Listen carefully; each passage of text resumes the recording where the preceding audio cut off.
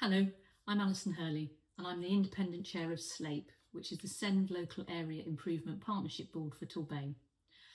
I just wanted to come on here and have the opportunity to tell you a bit about the board and what we covered at our last meeting.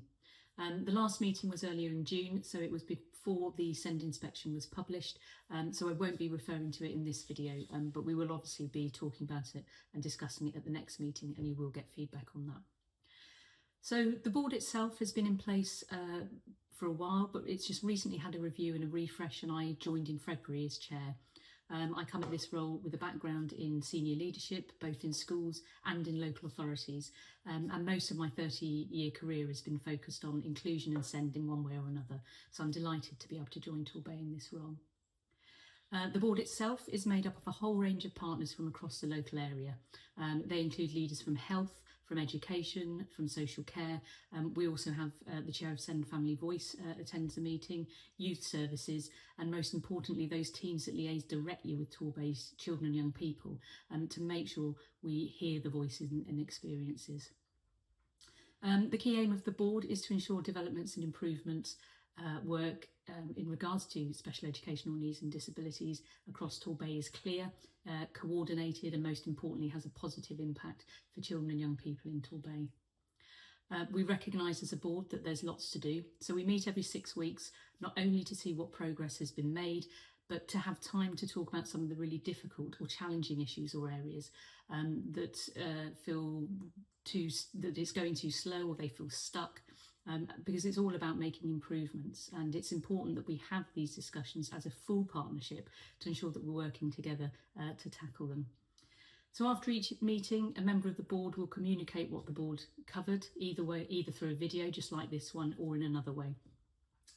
This is really just to let you know what's been discussed and any key actions the partnership will be taking to move things forward. So some of the conversations that we have can be challenging, and I see that as a really good thing, as it means we're all thinking about and asking the difficult questions and reflecting on what we've heard from our families.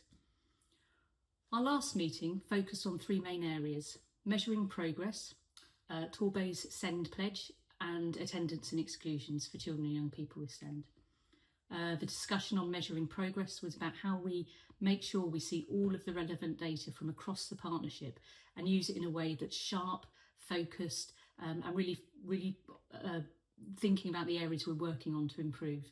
There's a lot of data to consider, so it's important that we don't lose sight of what we should be looking at to know whether SEND services are working, and more importantly, whether they're making a real difference for the outcomes of children and young people in Torbay. We've committed to developing a partnership data dashboard, which will link directly to our improvement plans. We also need to work on the best way to share that important data with you. We then had an update about Torbay's SEND pledge, which was developed in 2022 through the feedback and voice of children and young people about the behaviour and values that they want to see from across Torbay's organisations. And although the pledge has been in place for a few years, we talked about how well they're being used across the partnership and most importantly, what difference it's made. Young people were asked the same question in Children's Week by a couple of youth panel members recently, so we heard their feedback too. And it was clear not every young person they'd spoke to had heard of the pledge, and that work needed to be done, not only to raise awareness, but more effort is needed to embed the pledge across the partnership and make it mean something to all the different organisations. We agreed that to work with our young people to update some of the language and really find a way to tell more people about it and make sure that people are using it in the right way. We then came on to the final item, which was the discussion on attendance and exclusions, and particularly obviously focused on children and young people with SEND. The agenda item took up most of the time in the meeting, as it's a complex and challenging area for Torbay. We started by hearing from a young person who told us about her recent experiences of school, what she enjoys, what she finds difficult, and then the impact that suspensions and exclusions have had on her well-being and her sense of belonging. And it was a really powerful account and very brave of her to share her story, so we thank her for that. We then heard feedback from parents and carers through the chair of SEND Family Voice.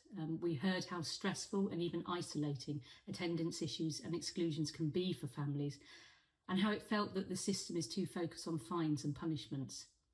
It was clearly felt by some parents that there are gaps in support at critical times and that made attending difficult. And we also heard about how we could do better in supporting children who are experiencing mental health difficulties to attend more regularly. We heard about the use of part-time timetables from our families, with some parents in support of this approach, while others felt it was inappropriate. Torbay's data for attendance is not yet good enough, and too many children and young people with SEND are not consistently in school for a range of reasons.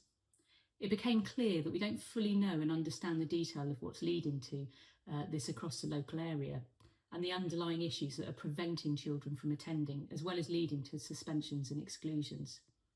It's really important we know all the issues and causes so we can take more action earlier and prevent situations from getting worse. Therefore, the board agreed to urgently do some work on this over the coming weeks, so we can then agree the actions that will take place across education, health and care, and that will make the most improvements. There is a lot of joining up and work to do in this priority, so we'll be coming back to this regularly over the coming year. I hope this has been a useful introduction to the work of the board and the focus of our last meeting. If you'd like to know any more about the board or have any feedback on how you want to hear from the board in the future, please contact SEND Family Voice Torbay, and their chair will feed this back to board members. Thank you for listening.